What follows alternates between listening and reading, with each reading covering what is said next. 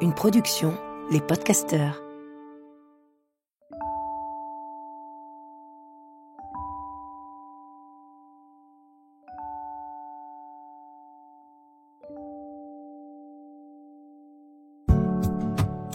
Bonjour à tous.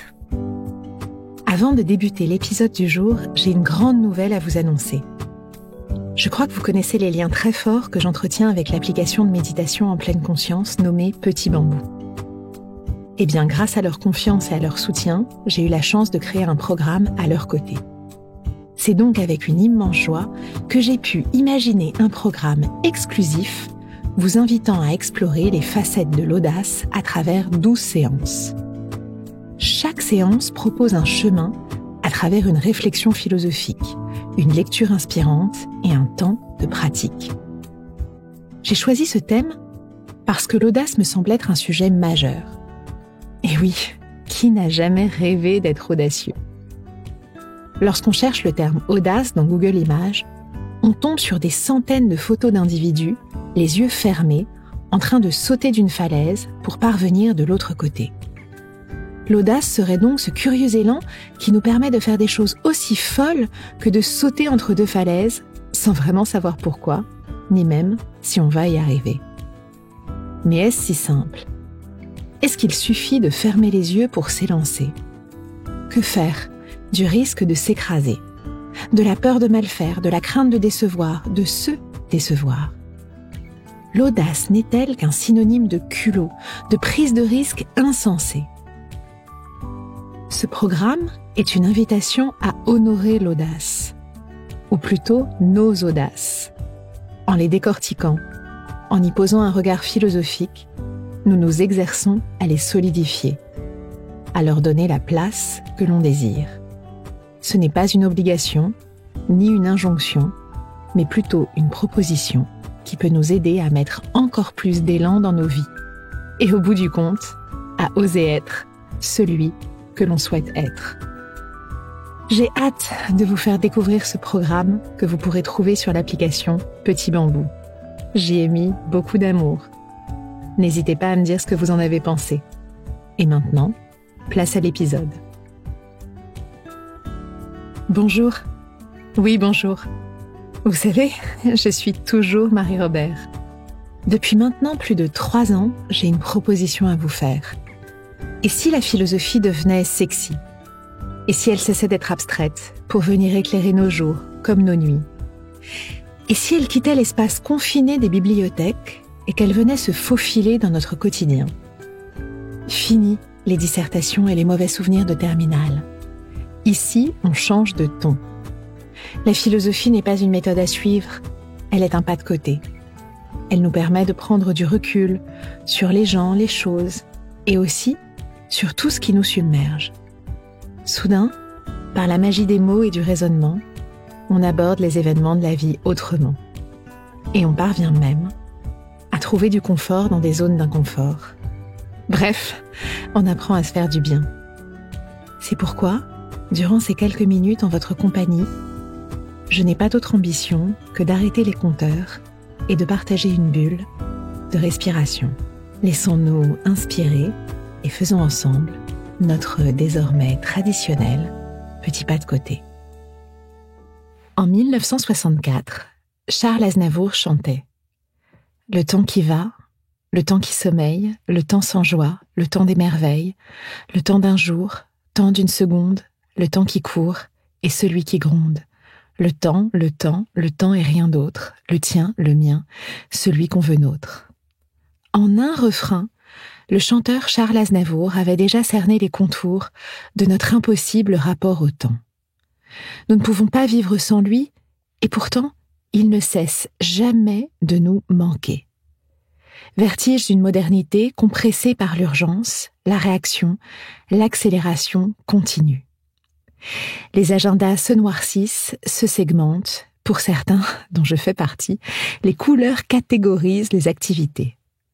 On cloisonne, on note, on marque, on entoure, pour ne pas se faire happer par l'horloge. On espère, coûte que coûte, élaborer une stratégie pour avoir un peu de temps à soi, pour voler du temps au temps. Bref, vous l'avez saisi, le sujet du jour nous plonge dans une impasse. Il nous emmène dans un labyrinthe de secondes, de minutes, d'heures, sans jamais qu'on puisse tout à fait en sortir. Car oui, comment échapper au temps, si ce n'est en l'acceptant et en le vivant totalement. Et si, plus que le sens, la gloire, l'argent ou le pouvoir, le temps était la plus précieuse, la plus sérieuse de nos quêtes? C'est avec ces questions insolubles que nous flirterons aujourd'hui. Combien de fois dans votre journée ou votre semaine avez-vous répété « je n'ai pas le temps » ? Je l'évoquais en introduction, le plus grand paradoxe du temps est que nous en manquons sans cesse et pourtant, nous n'existons pas en dehors de lui. Il est partout et partout, il se dérobe. Cette chorégraphie est celle de notre existence. Au commencement de notre expérience, dès notre naissance, le temps se manifeste et se dérobe irrémédiablement à nous. Le temps est cette chose qui passe et dont le passage s'effectue malgré notre volonté. Voilà sans doute pourquoi il est si difficile de le définir. Le temps se manifeste en nous, non pas comme un concept ou comme un objet construit, élaboré, choisi, mais plutôt comme une réalité fuyante, toujours expérimentée par rapport à nous-mêmes. Il est donc délicat de parler du temps. Et voici pourquoi je choisis de parler du rapport au temps. Nos expériences du temps sont tellement multiples. Chacun, en effet, vit son temps selon des rythmes et des modalités qui lui sont propres. Ainsi l'analyse Marcel Proust dans le célèbre texte « Le temps retrouvé ». Il écrit « J'éprouvais un sentiment de fatigue et d'effroi, à sentir que tout ce temps si long, non seulement avait, sans une interruption, été vécu, pensé, sécrété par moi, qu'il était ma vie, qu'il était moi-même, mais encore que j'avais à toute minute à le maintenir attaché à moi, qu'il me supportait, moi, juché à son sommet vertigineux, que je ne pouvais me mouvoir sans me déplacer. » Marcel Proust, tout comme nous, est juché au sommet du temps. Alors, aussi présent qu'insaisissable, peut-on tout de même tenter, ensemble, de le définir. D'abord, le temps s'inscrit dans l'espace. On peut le voir passer en observant, par exemple, la lumière du soleil dans la journée. Pourtant, contrairement à l'espace, où l'on peut saisir des objets, les toucher, on ne peut pas saisir ou toucher le temps. On peut toucher une horloge, certes, on peut toucher un tablier qui servent à mesurer le temps, mais on ne peut pas toucher le temps lui-même. Les secondes se dérobent sous nos doigts. Concevoir le temps est donc une tâche compliquée. Mais pour pallier cette absence de concret, on peut tout de même le mesurer. On peut mesurer le temps qui s'est écoulé entre deux états de choses. Le changement ou le mouvement permet de mesurer le temps. Mais là encore, un nouveau problème s'annonce, car ce n'est pas toujours évident de cerner le changement. Lorsqu'on dort, par exemple, il s'est passé du temps, mais le dormeur ne peut pas s'en rendre compte. Le sommeil ne lui a pas permis de distinguer un changement qui se serait produit. C'est la même chose dans les expériences d'hypnose, où le passage du temps se déforme et nous laisse sans repère. Au bout du compte, ce qu'il faut ajouter à cette approche du temps dans l'espace et du temps mesurable, c'est que le temps est également une durée. Il est lié à l'état psychologique de l'être humain. C'est le temps vécu par l'homme, le temps de l'attente, de l'ennui, ou bien encore le temps du souvenir. C'est notre rapport au temps qui, comme je l'évoquais en introduction, l'allonge ou le raccourcit. Car rappelons-nous qu'il existe deux grandes représentations du temps, entre lesquelles se dessine une forme d'opposition. D'un côté, il y a le temps objectif, celui de la nature, celui de l'horloge. De l'autre, il y a le temps subjectif, vécu par une conscience humaine. Le temps objectif est celui qu'on peut constater lorsque la lumière décline. Le temps subjectif est le temps psychologique, tel qu'il est vécu dans notre conscience. Alors forcément, comment comprendre l'articulation du temps objectif et du temps subjectif, vécu par notre conscience ? C'est à cette question difficile que s'est confronté le philosophe saint Augustin dans ses Confessions. En effet, s'interrogeant sur la nature du temps, celui-ci se retrouve face à une difficulté qu'il énonce de la façon suivante. Qu'est-ce donc que le temps ? Si personne ne me le demande, je le sais. Mais si je veux l'expliquer en réponse à une demande, je ne le sais plus. D'un côté, le sens commun affirme l'existence du temps comme une réalité évidente, objective, mesurable. Mais d'un autre côté, le temps n'existe pas à proprement parler. Saint Augustin fait le constat suivant. Le passé n'est plus, le futur n'est pas encore. Quant au présent, ce n'est qu'un instant. Un point de passage qui n'est pas encore le futur et qui n'est plus le passé. Alors où est-il ?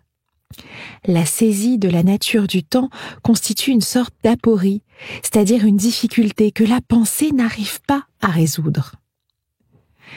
La résolution de cette impasse passe par un changement de perspective sur le temps lui-même.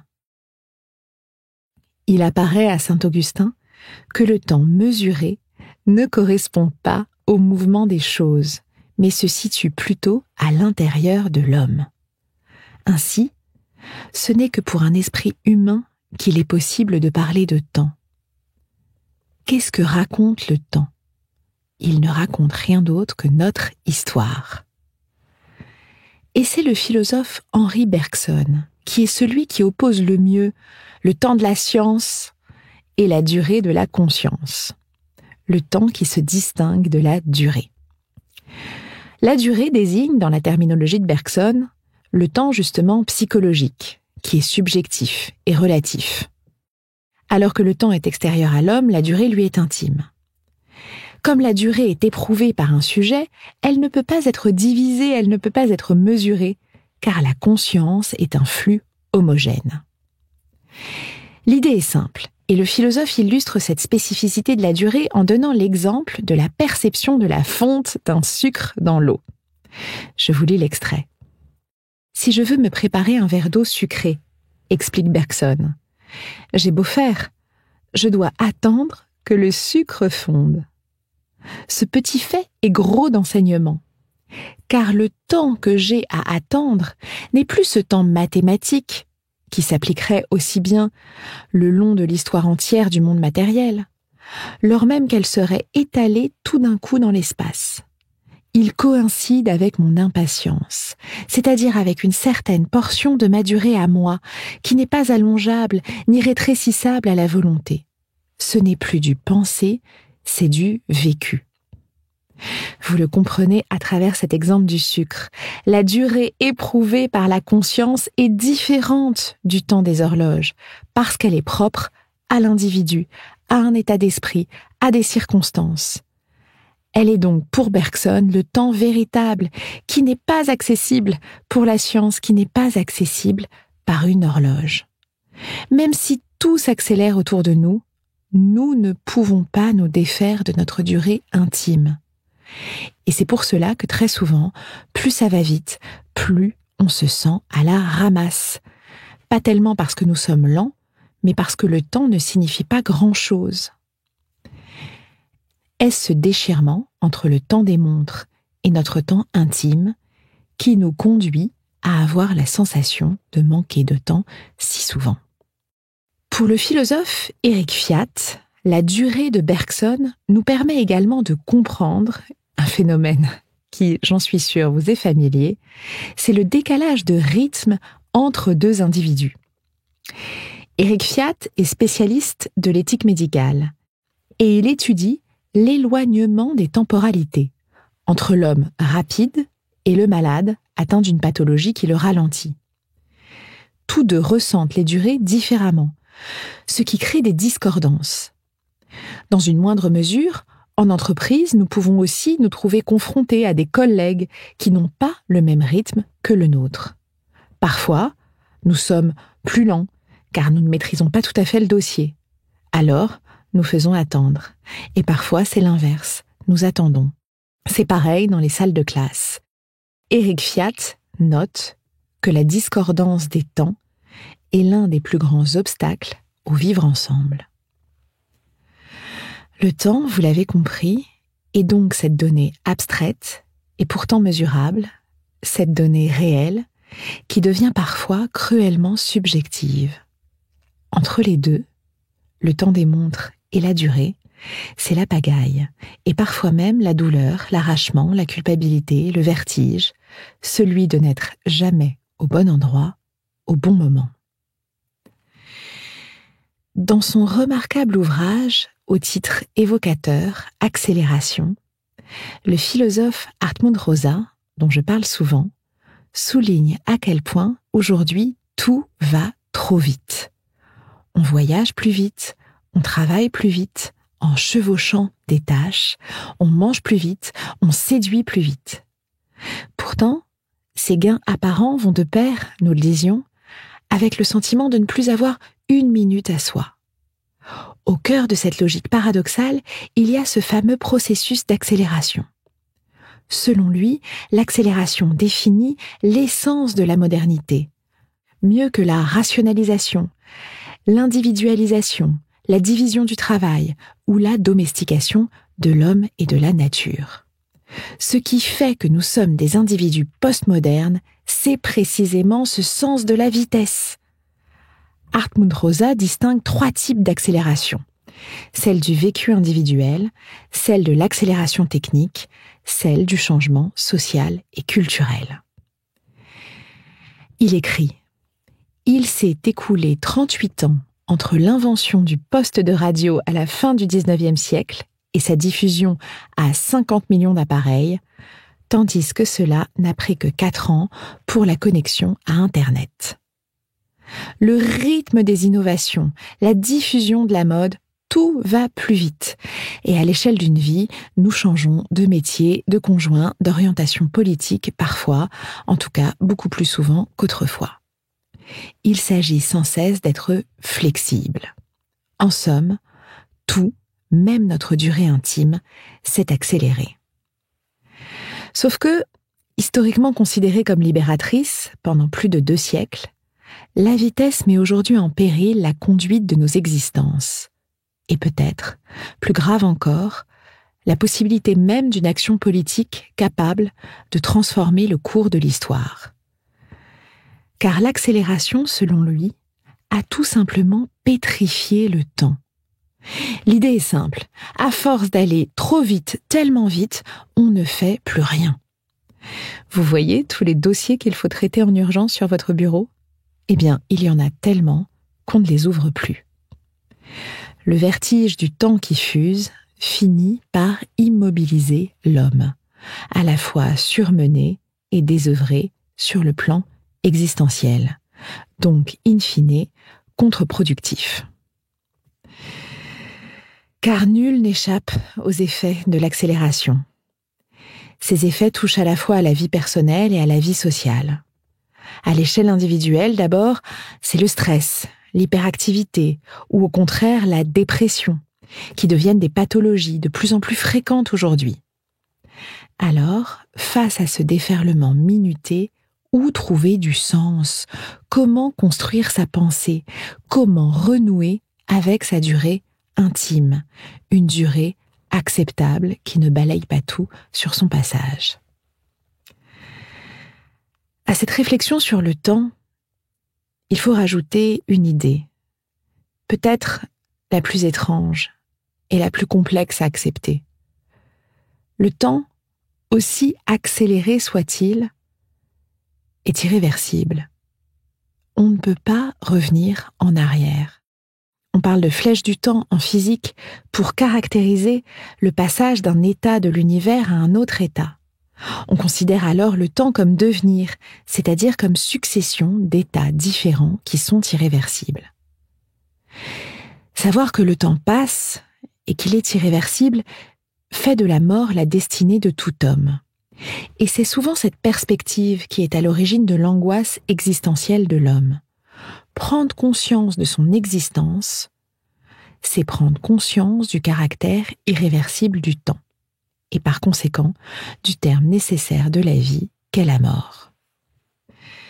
Alors, peut-être finalement que réfléchir au temps, c'est réfléchir à cela. Que faisons-nous de ces heures qui précèdent notre mort ? Cet épisode prend une dimension un peu plus bouleversante que prévu. Que faire de tout cela ? Entre le temps des montres, la durée intime, l'accélération sociétale et l'horizon de la mort.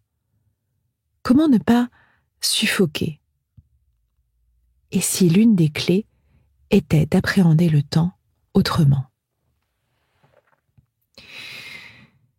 Je ne sais pas si vous l'avez en tête, mais pour représenter le temps graphiquement, on peut utiliser différentes représentations, qui servent notamment à penser l'évolution de l'être humain et de son histoire. On peut dessiner une droite qui va vers l'infini. C'est souvent la représentation occidentale de l'humanité, comme si l'humanité allait vers le progrès. On peut représenter le temps avec une flèche qui descend. C'est une vision pessimiste, comme si on assistait à une chute perpétuelle. On peut représenter le temps avec des paraboles. Pas de trajectoire d'ensemble, chacun suit son chemin. On peut aussi le représenter avec un cercle. Les événements se répètent sans cesse à l'identique. Ou encore avec un arbre, pour montrer la multiplicité de nos temps. Ces différentes représentations graphiques soulignent qu'à défaut de pouvoir maîtriser le temps, on peut tenter de le concevoir, de le percevoir autrement. Et cela commence aussi par la façon dont on en parle. Il y a par exemple, parmi toutes les dimensions qui me fascinent dans la langue grecque, une qui me touche encore plus que les autres.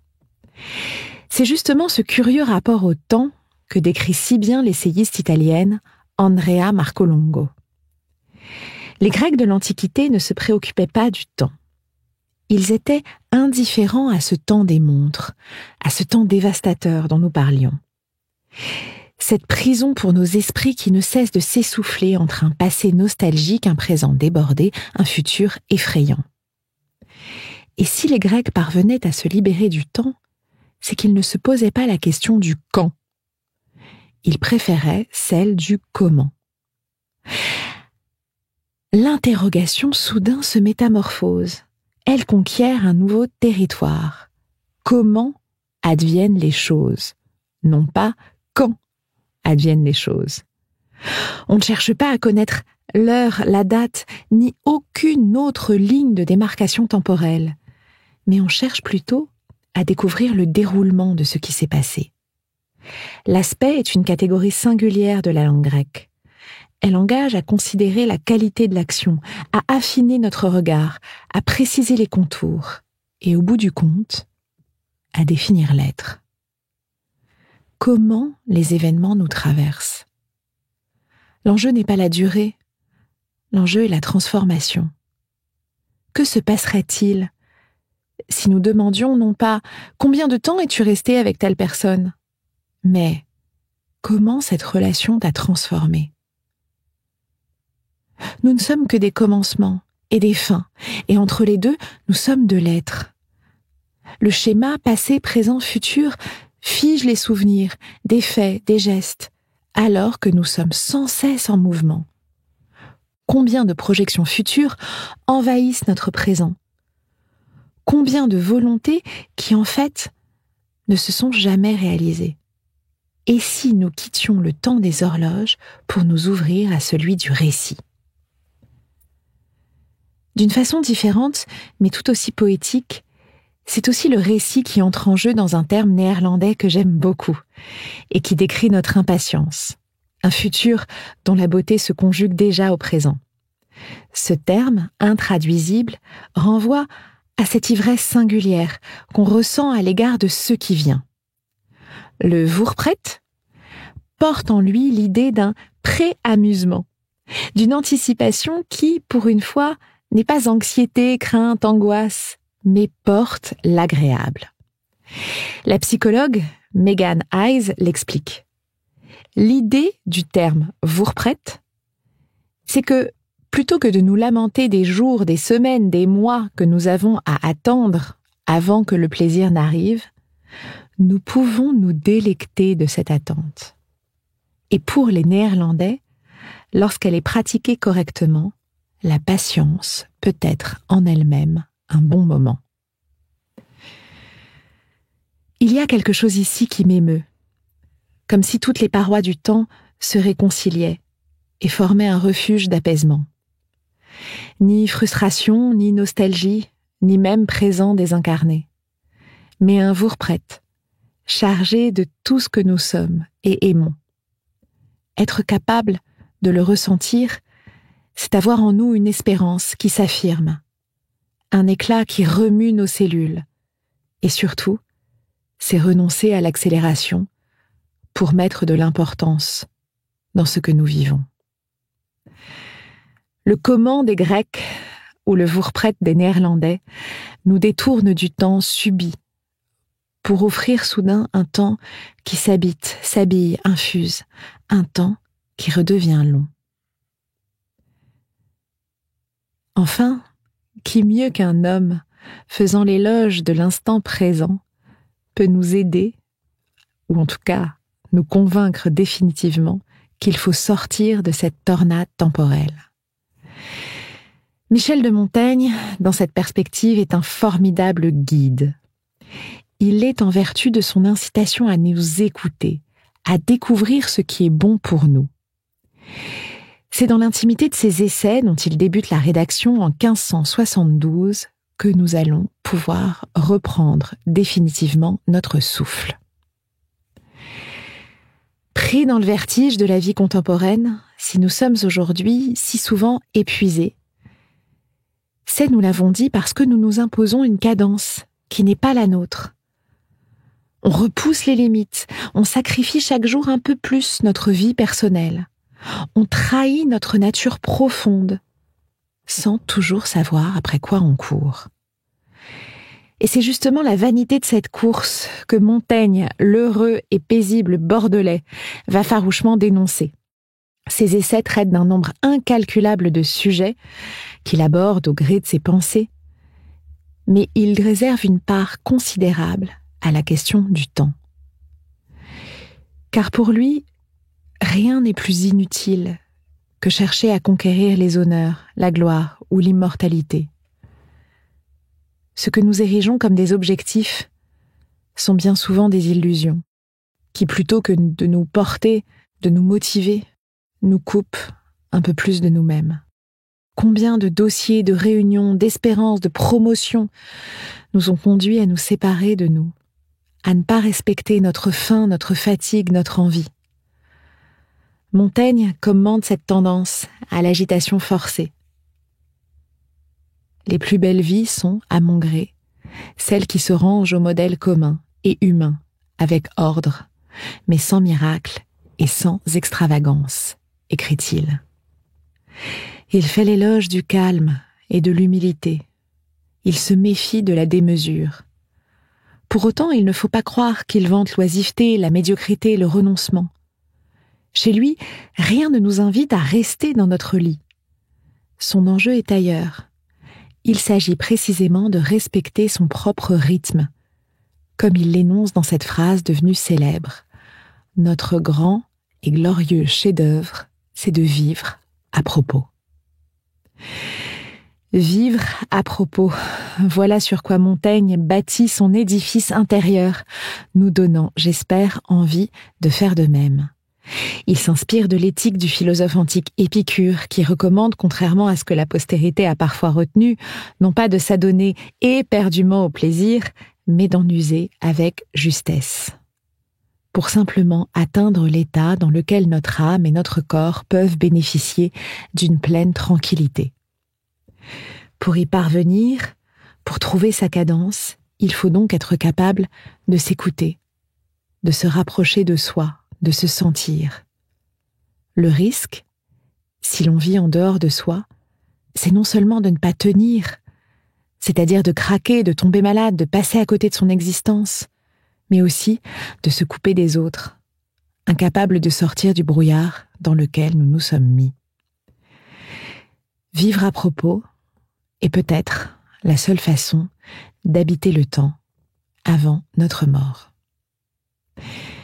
Ainsi, nous le comprenons, nous n'avons pas d'autre choix que de vivre dans le temps, avec le temps, en acceptant sa singularité, son énigme, sa radicale éphémérité qui en forge toute la beauté. Avant de vous laisser méditer sur le temps, je vous propose ce très beau texte de Jean d'Ormesson, extrait de « Qu'ai-je donc fait ?» Qu'ai-je donc fait ? J'ai aimé l'eau, la lumière, le soleil, les matins d'été, les ports, la douceur du soir dans les collines, et une foule de détails sans le moindre intérêt, comme cet olivier très rond dont je me souviens encore dans la baie de Féteille, ou un escalier bleu et blanc flanqué de 2 fontaines dans un village des Pouilles dont j'ai oublié le nom.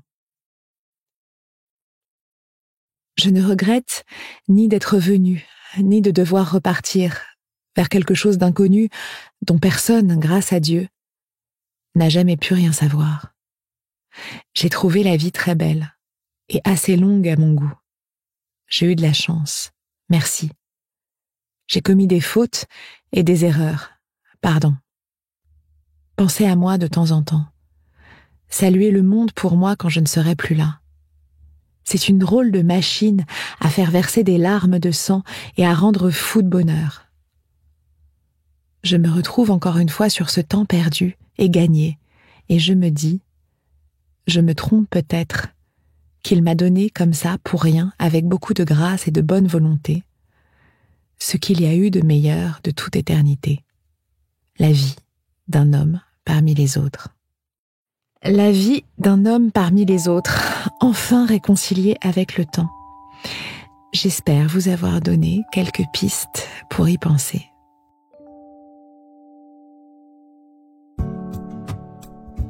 En attendant, merci pour votre écoute. N'oubliez pas qu'ici, il n'est pas question de leçons, mais juste d'une proposition, d'une hypothèse qu'il vous appartient de confirmer ou non. On se retrouve dans 15 jours. En attendant, n'oubliez pas de lire, d'oser et de vous rappeler qu'il n'y a rien de plus sexy que la philosophie.